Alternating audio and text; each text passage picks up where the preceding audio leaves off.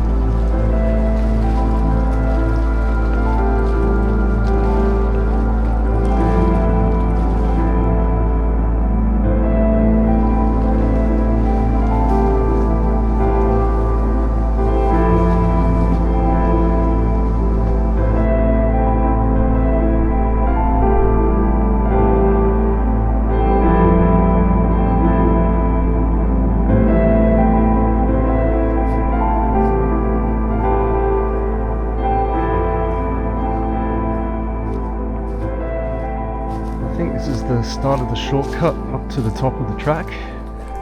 We can see a pink ribbon there, so that's promising.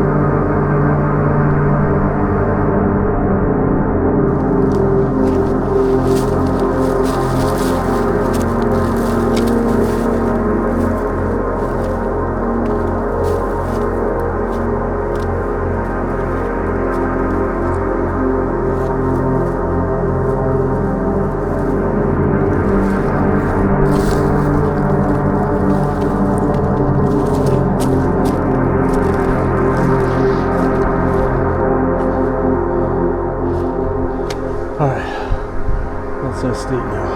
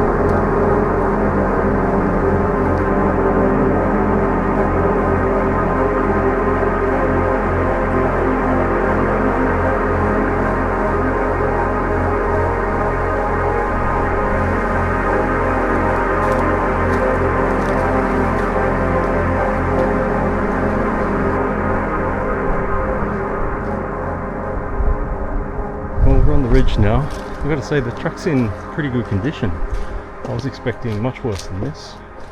So if it stays like this, yeah, I think we're good.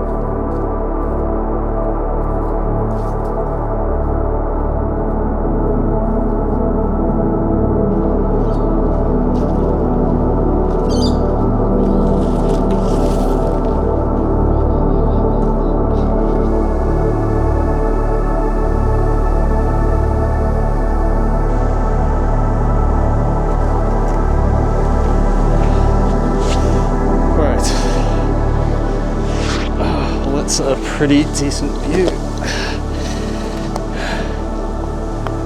Oh, it is very windy up here. It's very exposed. So we might not stay here for long, but yeah. That was worth the hike up the hill there.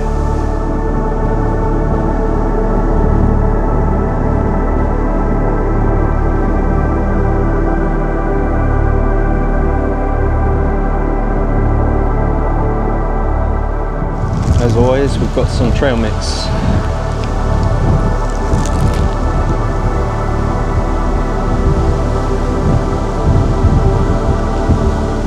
And then we've got to get out of this spot. We are very exposed here.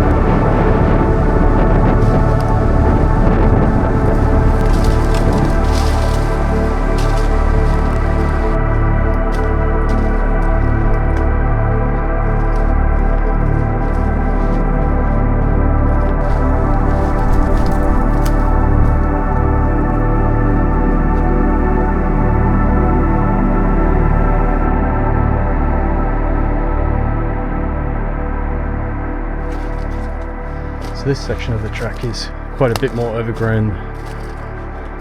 Still not too bad though. The good news is we're out of the wind. It's quite sheltered down here.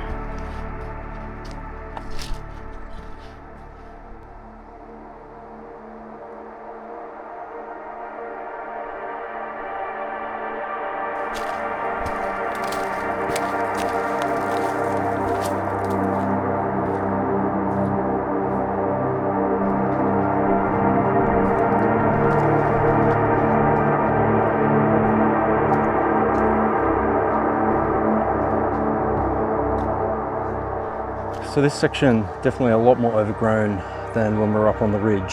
So as soon as we came down, the bush just became a lot more dense. The track quite difficult to find in certain places. So one occasion I did end up going off down the wrong track. I got a little bit suspicious after 1 or 2 minutes and checked my All Trails app and realized my mistake. So we were able to remedy that quickly. But yeah, you have to be very wary.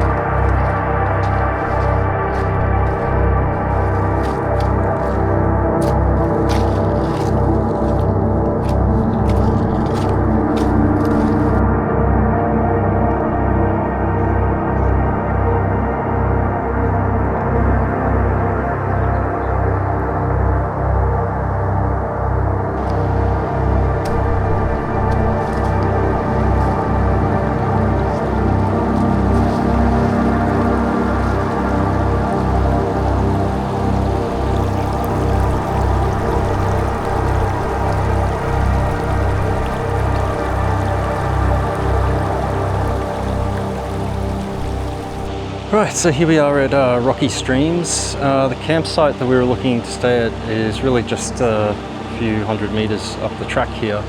But given it's before lunchtime, I thought we might go down and take a look at a water view that's supposed to be down there. The other option is to keep heading north to one of the other campsites that are further up there, but I think they're more likely to have people in them and probably won't be as nice, so we'll go and check out the campsite anyway.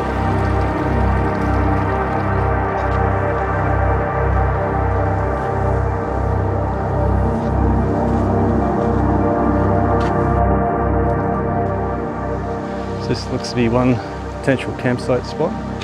Not a bad place actually.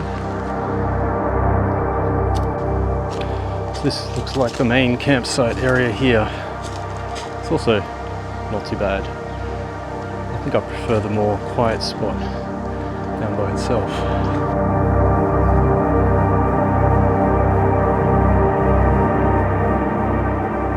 Okay, so we've just stashed our bag here, just near the campsite that we were looking at just now.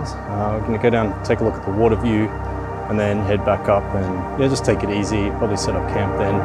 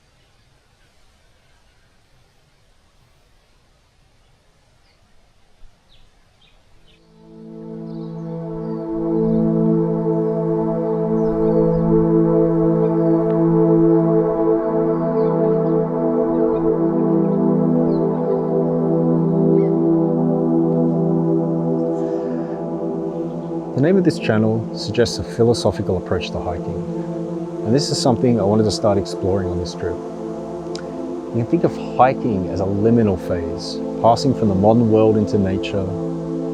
Here we are betwixt and between, not properly belonging to either world. There's uncertainty and ambiguity, but also the opportunity for personal growth and change. Hiking offers a shift in perspective, an opportunity for reflection and introspection. It helps us better understand our relationship with nature and our own identity. To this end, I brought along a book, The Burnout Society by Byung-Chul Han. Han is a Korean philosopher now living in Germany as a philosophy professor. His books are very small, making them the ideal hiking companion. This book is just 60 pages long, but still packs a punch. So, from our external vantage point, we're going to explore his critique of achievement culture, the way it can lead to burnout, depression, and that feeling we can never fully escape the pressure to perform, to keep hustling, because failure to achieve all of our dreams ultimately reflects on ourselves, or so it seems.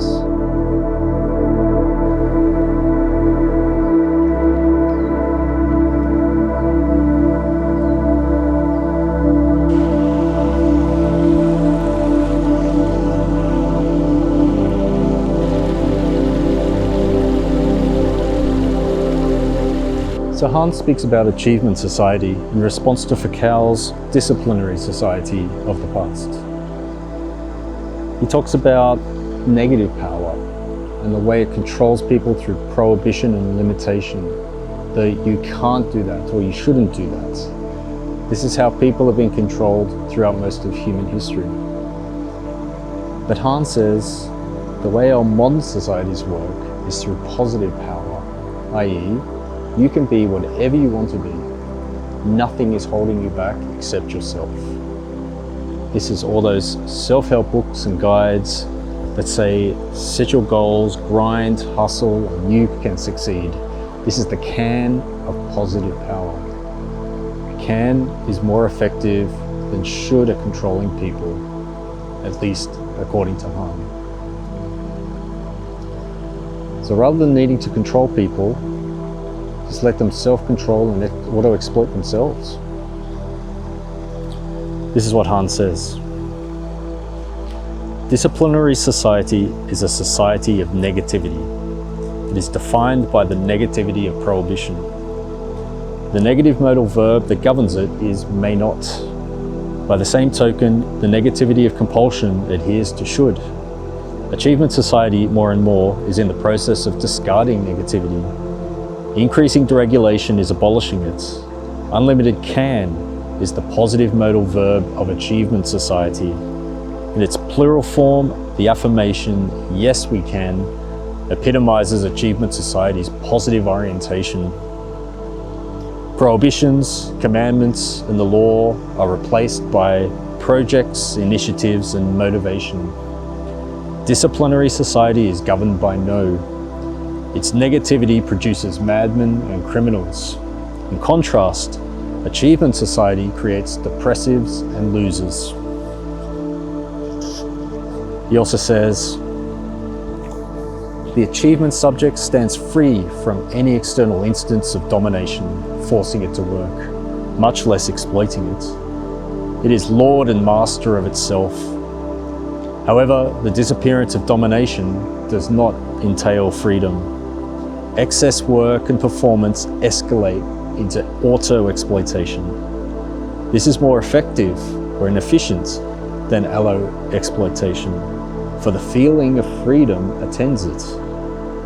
The exploiter is simultaneously the exploited.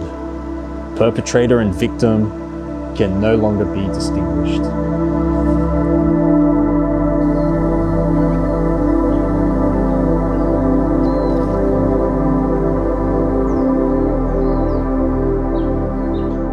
So Han also talks about how positive power impacts our attention.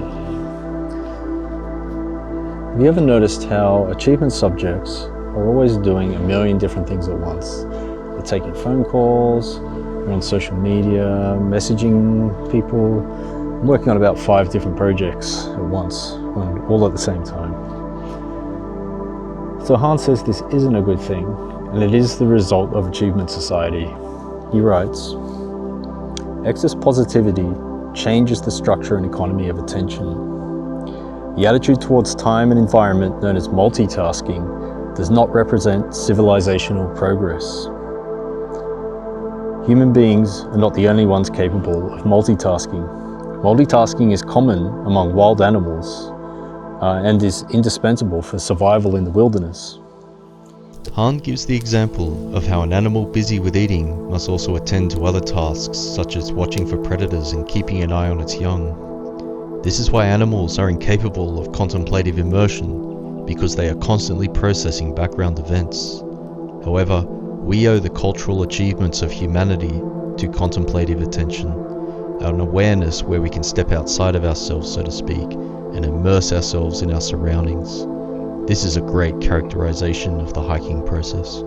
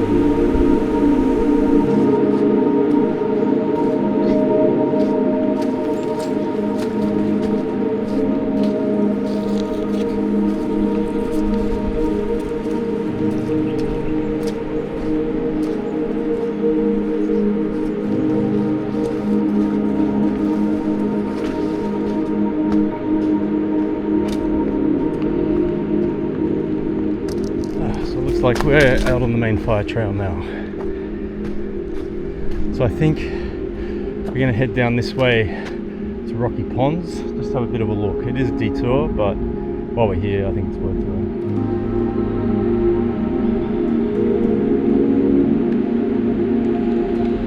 And that's the track down to the campsite there.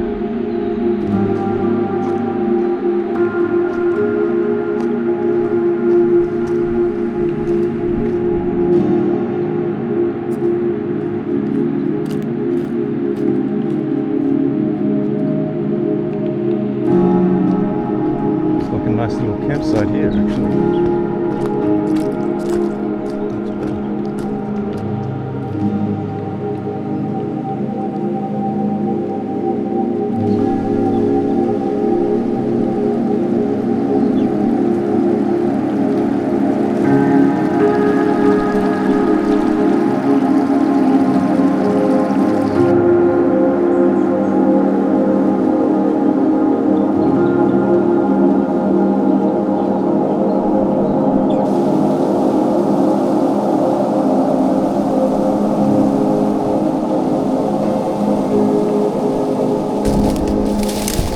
Basically the track to get down there to the waterfall. Scramble.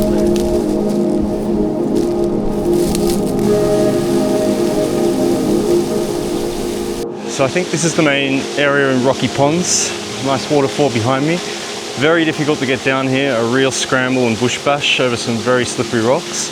But worth coming down here. This is a really beautiful spot.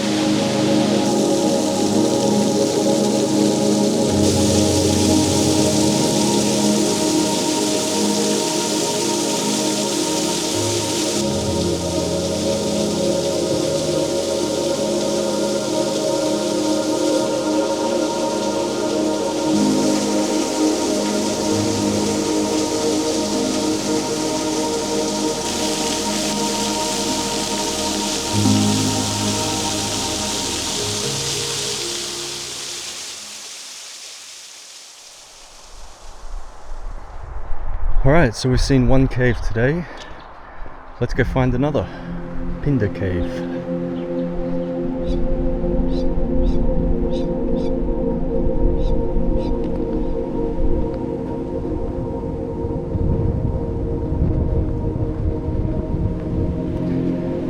The endless fire trail.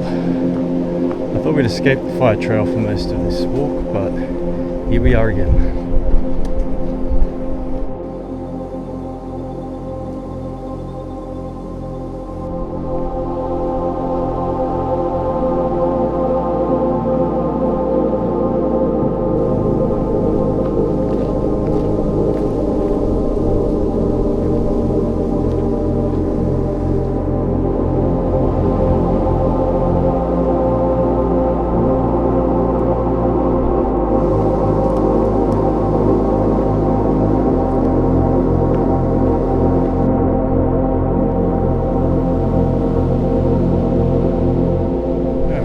Off the fire trail, which is great.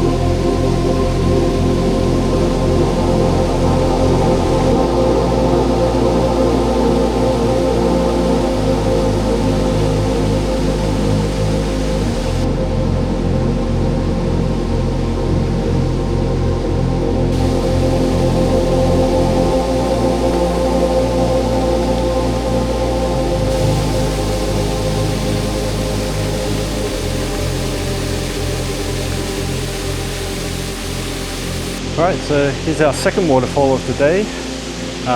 Quite bigger than the other one, but no cave underneath, which is a bit disappointing. Well, you can't have everything, I guess, but no, this is a very nice spot.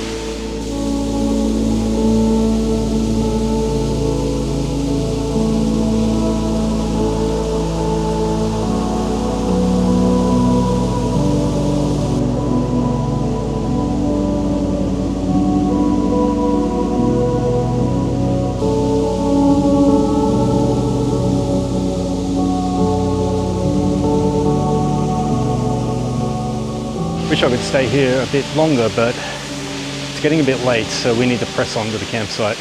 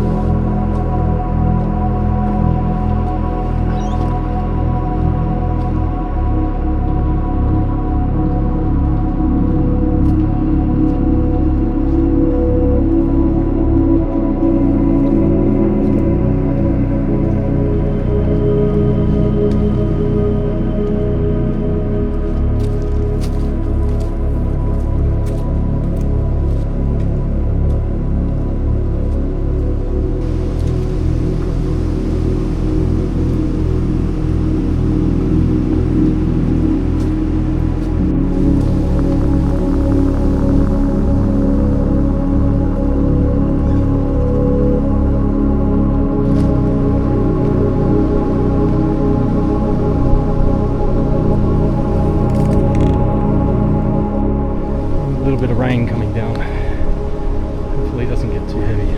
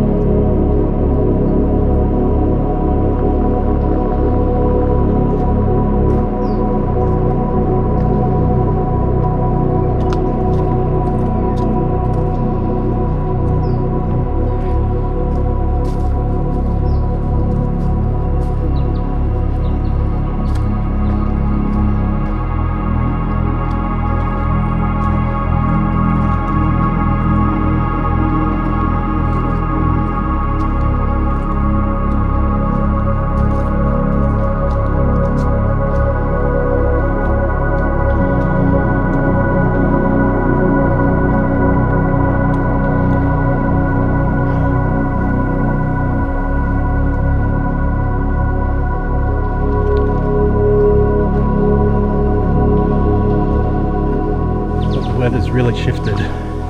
Some really black clouds in the distance there.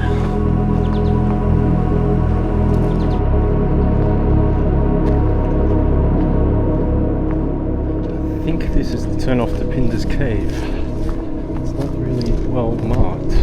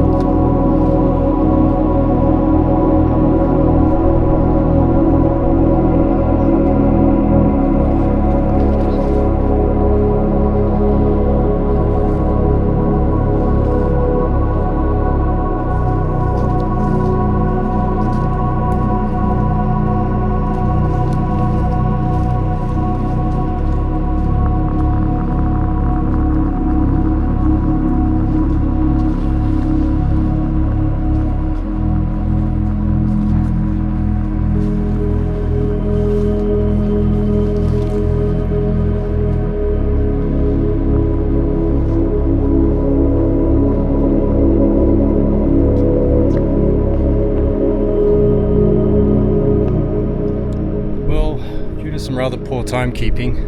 We've only got about half an hour at most of sunlight left. We're probably about the same distance from the cave, so hopefully we don't have to break out the torchlight before we get there. So let's keep going.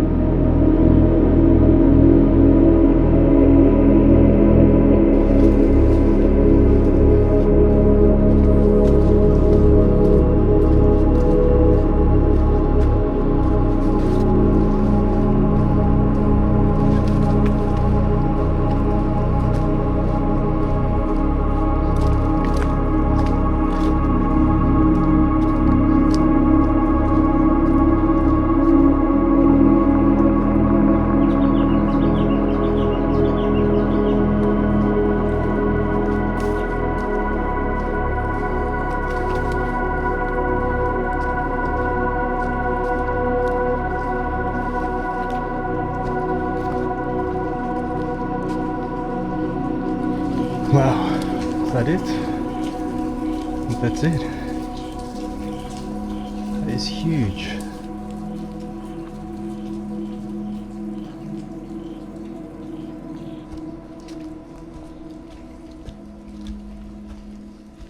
Let me find the way in. Wow, look at that. Probably can't see it. That is incredible.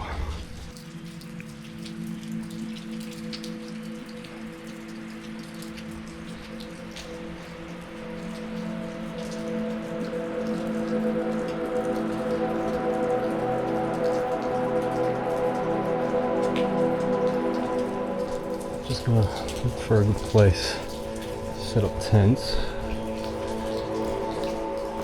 Ideally where it's not on a slope.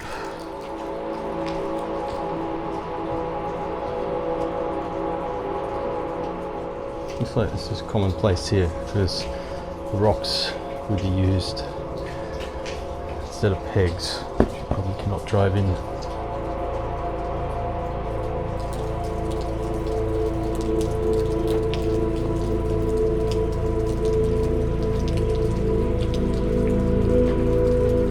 Not much else good over there.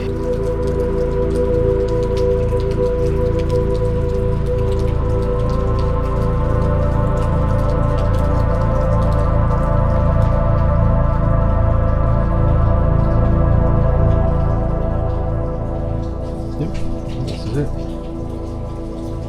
Watching graffiti.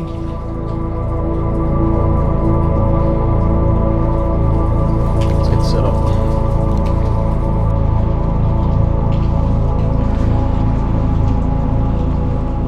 Alright, so we've got everything set up now. It is pretty dark. It's almost impossible to see anything without the flashlight.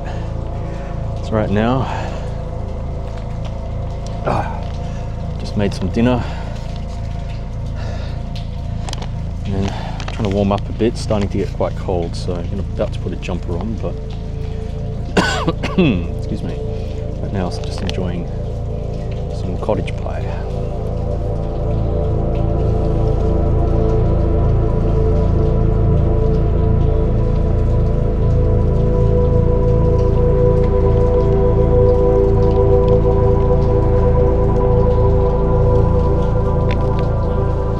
That's our tent set up for the night.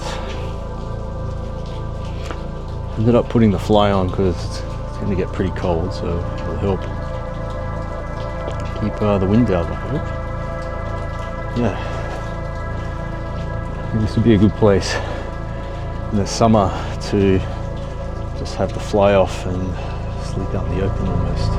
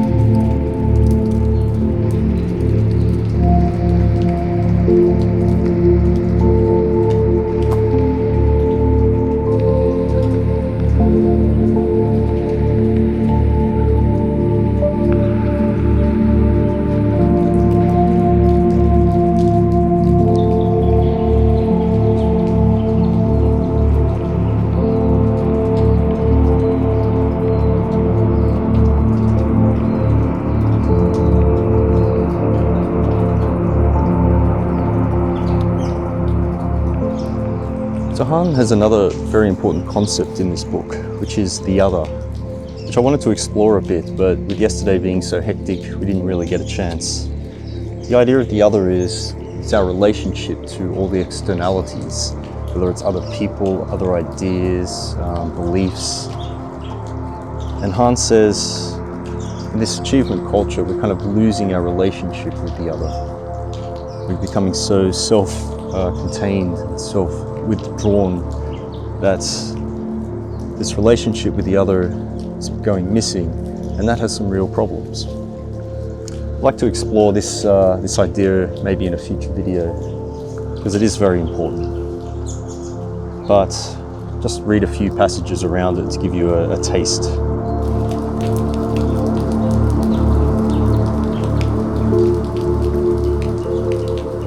Han writes, "The late modern achievement subject works for pleasure and does not act at the behest of the other. Instead, it harks mainly unto itself. After all, it must be a self-starting entrepreneur. In this way, it rids itself of the negativity of the commanding other. However, such freedom from the other is not just emancipating and liberating. Freedom from the other switches into narcissistic self-relation, which occasions many of the psychic disturbances afflicting today's achievement subject. The absence of relation to the other causes a crisis of gratification." He also writes, "Experience involves encountering the other. It alters. Experiencing, in contrast, expands the ego into the other, into the world. It compares. Love of self is still determined by negativity insofar as it devalues and wards off the other in favor of the own. The own sets itself against the other. Thereby the other acts to preserve distance. Self-love means taking an explicit stand vis-a-vis the other. Narcissism, in contrast, blurs the border. If one suffers from a narcissistic disorder, one sinks into oneself. When reference to the other goes missing, no stable self-image can form." I feel like this is something you see in social media and on the internet a lot, where people tend to stay within their echo chambers, just experiencing opinions that fit their own without having to encounter or understand other people's opinions or ideas. It's really bad on, say, political sites, right? So we've kind of lost this ability to understand other people, understand their ways. Everything has to fit our conception of the way things are.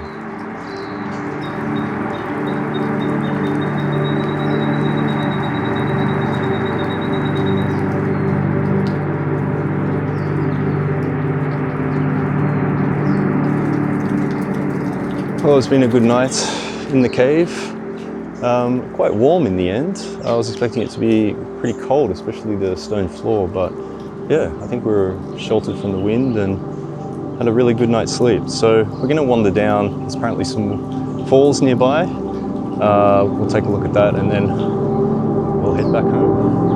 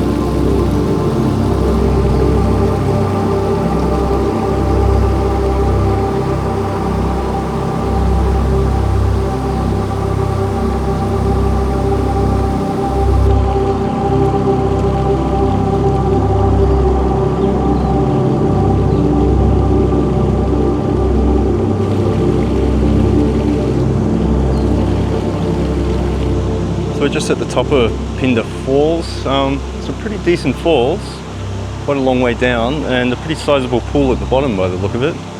I'm gonna see if there's an obvious way down. It doesn't look like it. The bush is pretty thick around here and we don't have a lot of time. So yeah, I have doubts, but we'll have a quick look.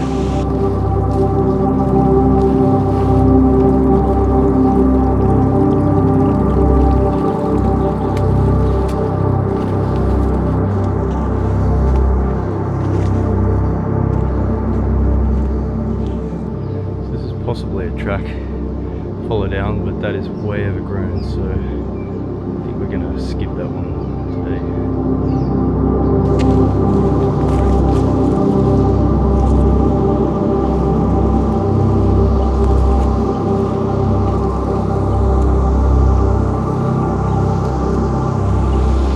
It's a nice vantage point for the falls. So I've been trying to find a trail that leads down to the bottom of the falls. Haven't been successful so far. A lot of false leads, but I think given the time we need to get heading back, we'll save this one for another day. I think we've seen enough waterfalls anyway on this trip.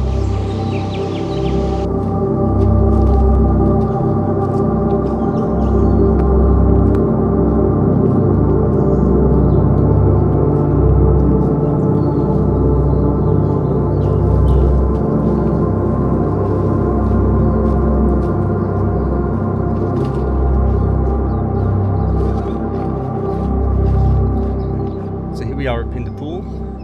We actually passed this yesterday, but it was a little bit too dark to see, plus we were in quite a hurry. So it's good to see it now in the light. I think there's quite a few places we can stop and look at properly now on the way back.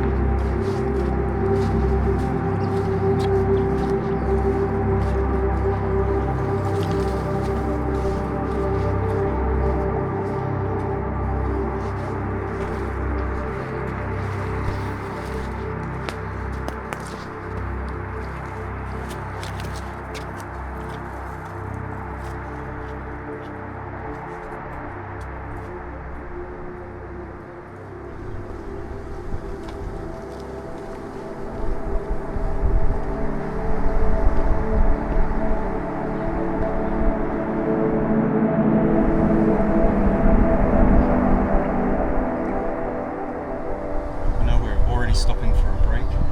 This is such a nice view. We missed it yesterday.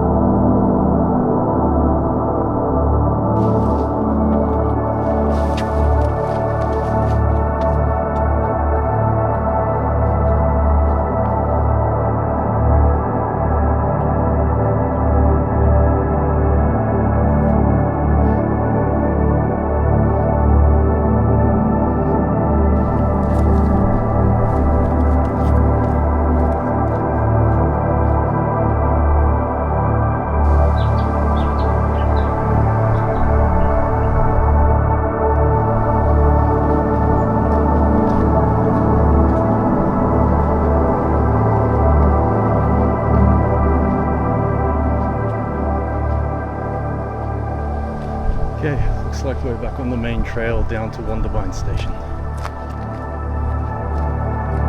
So these are some final thoughts of the trip. I've been reflecting on Han's conception of achievement society, and I think you can raise a valid objection, which is, isn't positive power better at least than Foucault's disciplinary society? At least now we have the freedom to be what we want to be, to achieve what we want to achieve. But I don't think Han is saying one is necessarily better than the other. We don't have to pick sides, as we're often compelled to do these days. Instead, it's more about understanding the dynamics of each, and how it impacts us as individuals within the system. Especially because a lot of our understanding of human behavior is built around negative power. If you think of psychology or psychoanalysis in terms of repression, transference, these are all symptoms of that negative power. Now, you might say, but hey, I might achieve those goals. I might be able to live that life I've always dreamed about, and that's fine. But we need to ask, what are those goals and why? Is it wealth, fame, power? All things about the self. Han talks about how achievement culture encourages narcissism and how people become their own personal project to increase their own value, almost like a commodity. Critically, I think the problem is that achievement culture encourages us to chase our desire, whereas previously people outside of work would pursue spirituality, religion, or family-related things. Now people's entire lives orbit around their object of desire. As I think it was Oscar Wilde who said, there are two worst things in life. The first is to not get the thing you desire, and the second is to get the thing you desire. This is something Jacques Lacan, the famous psychoanalyst, talks about. I love the fact that his book, The Theory of Desire, appears in Squid Game, the first season. It's on the desk of the brother, and it gives us a clue as to what the show's about. What Lacan says is, what we desire is desire itself, not the object of desire. Once we attain that object, we don't actually feel fulfilled. Instead, we start desiring something different. You'll know that feeling when you buy a new car that you've longed for. You drive it around for a few weeks, you feel great, but then ultimately it just becomes your car. Lacan says it's not the object of desire that's important, but rather the object cause of desire, or the objet petit r, as he would call it. That is, what is the cause of our desire to begin with? That should really be our pursuit. Anyway, we'll probably talk more about Lacan on a future hike.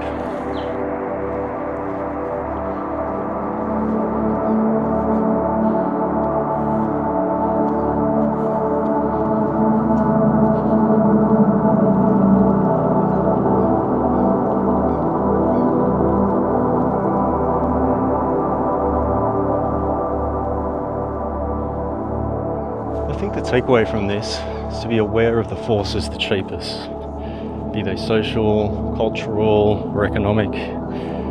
They all have a certain tendency to push us into certain lanes of behavior. So make sure you take time out like this for deep contemplation, for your own mental well-being.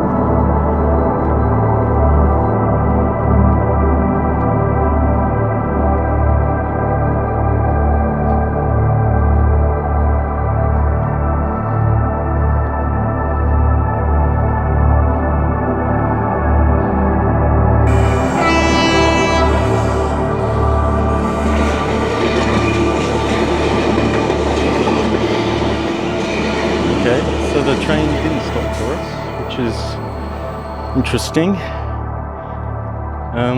Okay. Alright, we'll figure out what to do next.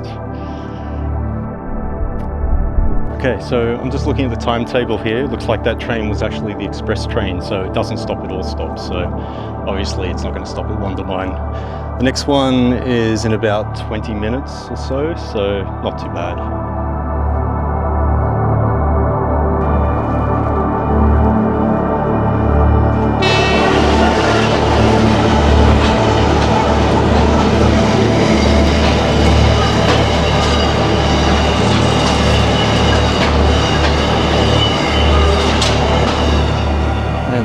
lot of room on the platform next to a big goods train like that. Sheesh.